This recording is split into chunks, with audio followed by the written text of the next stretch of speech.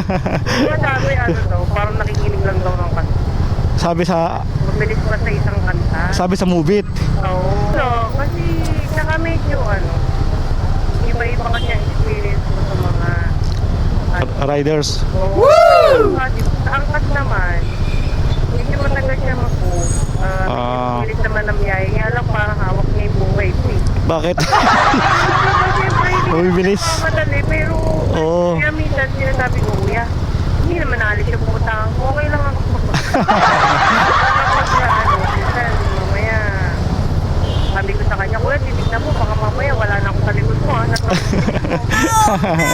Ganon. Ang humit naman, Oo. hindi ko alam kung ako lang po ako. Madalas kasi akong inasasakyan na parang ingot mag-drive. Ah. Yung bang, ano, hindi siya maalam lumingit. Ah, okay. Baka ano lang yun. Baka baguhan lang din na rider. May ibang rider ako pag Ganon? humit nun eh. Kasi nga, nagtitiwala nga ako sa sinabi nila na mabilis pa sa isang kanta. Saka medyo, ano siya, medyo mabilis din kasi mag-move. Si Move It. Ganitong oras. Ah. Pero pag yung umaga, nagpa-uwi Wala. ako. Okay. Wala talaga. Mm.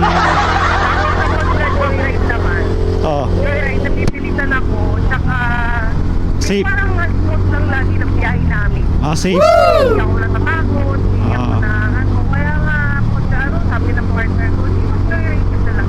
Ah, safe ang joyride. Oo. Wow. Medyo ano din pala. Oo. So, salamat. Salamat naman at nagtitiwala ka sa amin sa joyride.